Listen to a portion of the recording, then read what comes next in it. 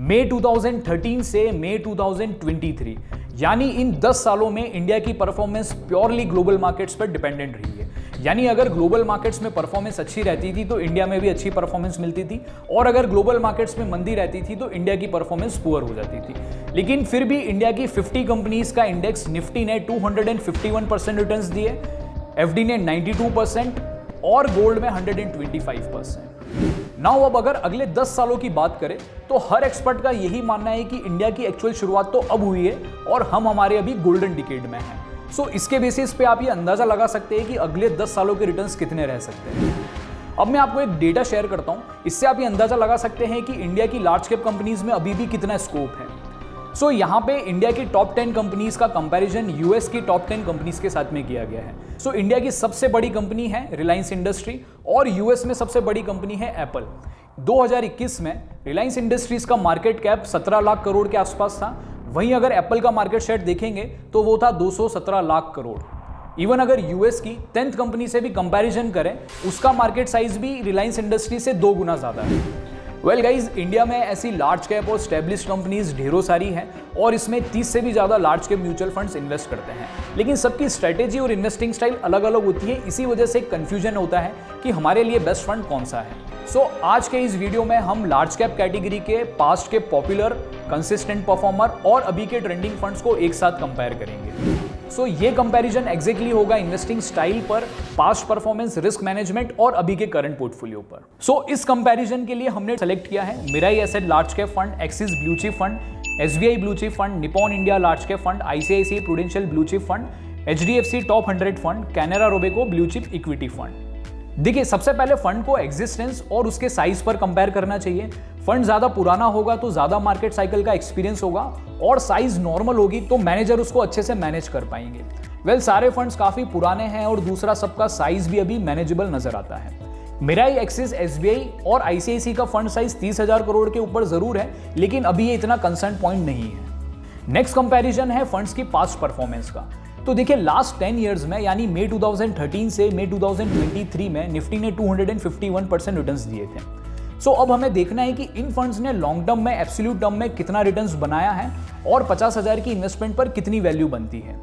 Well, सभी funds के return market से ज्यादा ही रहे हैं, पर सबसे ज्यादा रिटर्न्स मिराई ने बनाए हैं, यानी 50,000 इन्वेस्टमेंट की वैल्यू 2,42,855 रुपीज हो गई थी, यानी 386% रिटर्न्स। इसके बाद एसबीआई, आईसीआईसीआई और कैनरा में भी रिटर्न्स 300% से ऊपर रहे हैं, एक्सिस में 283% और एचडीएफसी में 276% रिटर्न्स। और अभी रिसेंट 1 ईयर और 3 इयर्स की परफॉर्मेंस को कंपेयर करें तो निप्पॉन, एचडीएफसी और एसबीआई ने सबसे अच्छा परफॉर्म किया है। निप्पॉन ने 1 साल में 23% और 3 साल में 136% रिटर्न्स दिए हैं। एचडीएफसी और एसबीआई में 1 ईयर में 17 और 18% और लास्ट 3 इयर्स में 112 एंड 119% रिटर्न्स बने हैं। कैनरा रोबेको और आईसीआईसी का नॉर्मल परफॉर्मेंस रहा है, लेकिन मिराई और एक्सिस ने अंडर परफॉर्म किया है।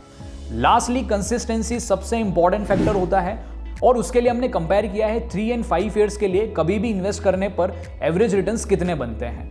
वेल, इस पार्ट में मिराई, कैनरा और एक्सिस की परफॉर्मेंस सबसे बेस्ट रही है। 3 साल में लगभग 15 से 16% एनुअल रिटर्न्स देते हैं और लास्ट 5 इयर्स में 14% एनुअल रिटर्न्स बनते हैं। दूसरे नंबर पर आईसीआईसीआई है and then SBI and HDFC fund. So इस रिटर्न एनालिसिस से ये पता चलता है कि आईसीआईसीआई एंड कैनरा रोबेको के फंड्स लॉन्ग टर्म में हाई रिटर्न्स जनरेट किए हैं, करंट पीरियड में भी परफॉर्मेंस अच्छी है और लास्टली रिटर्न्स की कंसिस्टेंसी भी सही है।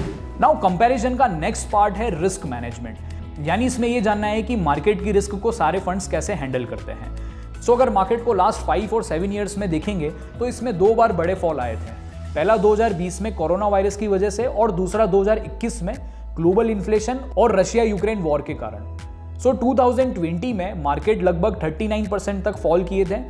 वेल, उस दौरान सभी फंड्स में भी 30 से 37% तक ही फॉल हुआ था और लगभग 300 दिन के अंदर पूरा फॉल और रिकवरी हो गई थी। पर इस वेज को एक्सिस और कैनरा के फंड्स ने सबसे अच्छे से मैनेज किया था। पहला, लॉसेस सबसे कम थे और दूसरा, बहुत जल्दी रिकवर कर लिए थे। देन ग्लोबल इन्फ्लेशन वाला फॉल एनालाइज करें तो उस दौरान मार्केट 19% तक फॉल किए थे। सभी फंड्स में भी लगभग उतना ही फॉल था, लेकिन इस फॉल का पीरियड काफी लंबा है। इस फेज में एक्सिस एंड मिराई ने रिकवर होने में काफी ज्यादा समय लिया है और रिटर्न एनालिसिस में भी हमने ये देखा था कि Axis and Mirae currently perform नहीं कर रहे हैं। सो इस दौरान आईसीआईसी का मैनेजमेंट सबसे बेस्ट रहा है। फॉल बस 14% और रिकवरी भी सबसे तेजी से हुई है 239 डेज में।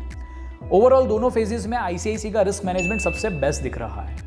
अब तक का कंपैरिजन था पास्ट परफॉर्मेंस पर। अब हम फंड्स को कंपेयर करेंगे फ्यूचर की परफॉर्मेंस पर। इसके लिए सबसे पहले हमको मार्केट की कंडीशन को समझना पड़ेगा कि करंट मार्केट सिचुएशन कैसी है और फ्यूचर में मार्केट में क्या रिस्क और अपॉर्चुनिटी मिल सकती है। सबसे पहले अभी करंट मार्केट सिचुएशन की बात करें तो मार्केट अभी नेगेटिव फेज में था। ग्लोबल मार्केट में इन्फ्लेशन और स्लो ग्रोथ जैसी रिस्क अभी भी ज्यादा है, लेकिन ये मानना है कि जल्दी ही मार्केट में तेजी आएगी। मार्केट वॉलेटाइल भी रहेगा और सेक्टर रोटेशंस फास्ट होंगे। और दूसरा, ग्रोथ इन्वेस्टिंग स्टाइल से ज्यादा वैल्यू इन्वेस्टिंग स्टाइल चलेगी। स्पेसिफिक सेक्टर्स की बात करें तो फाइनेंशियल, इंफ्रा, एनर्जी, मैन्युफैक्चरिंग और इंडस्ट्रियल जैसे सेक्टर्स ट्रेंड में रहेंगे। चलिए सबसे पहले फंड की इन्वेस्टिंग स्टाइल को कंपेयर करते हैं। मिराई का स्टाइल है क्वालिटी कंपनीज को फाइंड करना और लॉन्ग टर्म के लिए होल्ड करना। इनका फोकस कंपनी की रिसर्च पर होता है और ये स्पेशलिस्ट है ऐसी रिसर्च के लिए।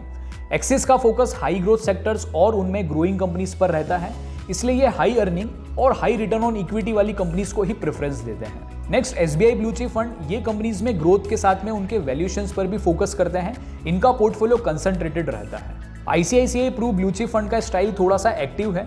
ये मैक्रो ट्रेंड, ग्रोइंग कंपनी और वैल्यू इन्वेस्टिंग पर फोकस करते हैं ताकि मार्केट के ट्रेंड के अकॉर्डिंग इनका पोर्टफोलियो मैच कर पाए। निपॉन का स्टाइल है मार्केट लीडर्स जैसी कंपनीज में इन्वेस्ट करना, लेकिन ये स्मार्टली न्यू मार्केट लीडर्स बन सके ऐसी कंपनीज भी ढूंढते हैं और उनमें इन्वेस्ट करते हैं ताकि ये थोड़ा सा हाई रिटर्न्स बना के दे सके। एचडीएफसी टॉप 100 फंड पहले मार्केट साइकिल्स को एनालाइज करते हैं, फिर उसमें ग्रोइंग कंपनीज को फाइंड करके इन्वेस्ट करते हैं, इसलिए इनकी रिसर्च टॉप डाउन और बॉटम अप दोनों ही है।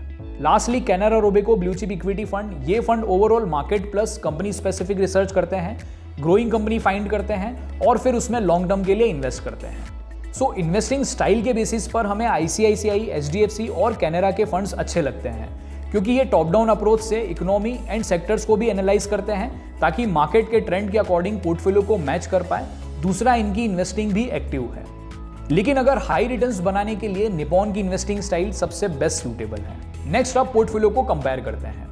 आईसीआईसीआई और मिराई का पोर्टफोलियो वेल डाइवर्सिफाइड है। जायंट कंपनीज में मैक्सिमम एलोकेशन है, फिर कुछ लार्ज कैप कंपनीज में एंड थोड़ा सा एलोकेशन मिड कैप कंपनीज में। एसबीआई एंड निपॉन में कंपैरेटिवली लार्ज कैप और मिड कैप कंपनीज में ज्यादा एलोकेशन है। कैनरा का एलोकेशन सिमिलर है। एक्सिस में जायंट कंपनीज में ज्यादा एलोकेशन है। सेक्टर वाइज मिराई का पोर्टफोलियो परफेक्टली एलोकेटेड है। फाइनेंशियल, टेक एंड एनर्जी पर हाई एलोकेशन है और फ्यूचर में एक्सपेक्टेड है कि ये सेक्टर्स काफी तेजी से ग्रो करेंगे। बाकी दूसरे सेक्टर्स में सिस्टमैटिक एलोकेशन है। एक्सिस का एलोकेशन मैक्सिमम फाइनेंशियल्स में है एंड देन सर्विस पर ओवरवेटेड है। एसबीआई में ज्यादा एलोकेशन फाइनेंशियल्स, ऑटोमोबाइल और कंस्ट्रक्शन जैसे सेक्टर्स पर है। आईसीआईसीआई का पोर्टफोलियो भी अच्छे से डाइवर्सिफाइड है। फाइनेंशियल, टेक एंड एनर्जी में हाई एलोकेशन है, लेकिन ऑटो और कंस्ट्रक्शन में भी अच्छा खासा एलोकेशन बना रखा है। निपॉन का पोर्टफोलियो एग्रेसिव है क्योंकि financials, energy, services and capital goods जैसे सेक्टर्स में ये ओवरवेटेड है। एचडीएफसी एंड कैनरा का एलोकेशन भी इंडेक्स के अकॉर्डिंग ही है। टॉप सेक्टर्स में हाई एलोकेशन है एंड बाकी दूसरे सेक्टर्स में नॉर्मल एलोकेशन है। पोर्टफोलियो वाइज हमें आईसीआईसीआई एंड मिराई का पोर्टफोलियो मार्केट के अकॉर्डिंग सबसे बेस्ट लग रहा है और हाई रिटर्न्स बनाने के लिए निपॉन का पोर्टफोलियो सबसे बेस्ट है। यहां होता है सभी 60 फंड का कंपैरिजन ओवर और 2023 का सबसे बेस्ट लार्ज कैप फंड है ICICI Prudential blue chip fund, क्योंकि इस फंड ने लॉन्ग टर्म में भी काफी अच्छे रिटर्न्स दिए हैं और फंड की कंसिस्टेंसी भी काफी अच्छी है। इसी के साथ फंड का रिस्क मैनेजमेंट सबसे बेस्ट है और लास्टली इनका इन्वेस्टिंग स्टाइल और पोर्टफोलियो की क्वालिटी अभी मार्केट सिचुएशन के अकॉर्डिंग सबसे बेस्ट सूटेबल है। लेकिन अगर आपका पर्पस लार्ज कैप में भी टाइम करके शॉर्ट टर्म में अच्छे हाई रिटर्न्स बनाना है तो इसके लिए आप Nippon India large cap fund को कंसीडर कर सकते हैं। फंड ने पास में हाई रिटर्न्स देकर प्रूव किया है और अभी का पोर्टफोलियो भी काफी एग्रेसिव है और मोर इंपॉर्टेंट इनकी इन्वेस्टिंग स्टाइल। पर अगर आप बहुत सेफ्टी और लॉन्ग टर्म के लिए इन्वेस्ट करना चाहते हैं तो ऐसे इन्वेस्टर्स के लिए एक ही फंड सबसे बेस्ट है और वो है Mirae asset large cap fund. So guys, ये एक स्मॉल वीडियो था लार्ज कैप म्यूचुअल फंड्स पर, जहां हमने कोशिश करी है कि लार्ज कैप म्यूचुअल फंड्स को इजीली एक्सप्लेन कर पाए, टॉप फंड्स को एक साथ कंपेयर कर पाए और उस एनालिसिस के बेसिस पर बेस्ट फंड्स निकाल पाए।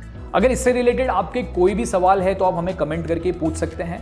ऐसे ही हम सारी दूसरी कैटेगरीज के वीडियो भी जल्दी लेकर आएंगे। मिलते हैं नेक्स्ट वीडियो में। धन्यवाद।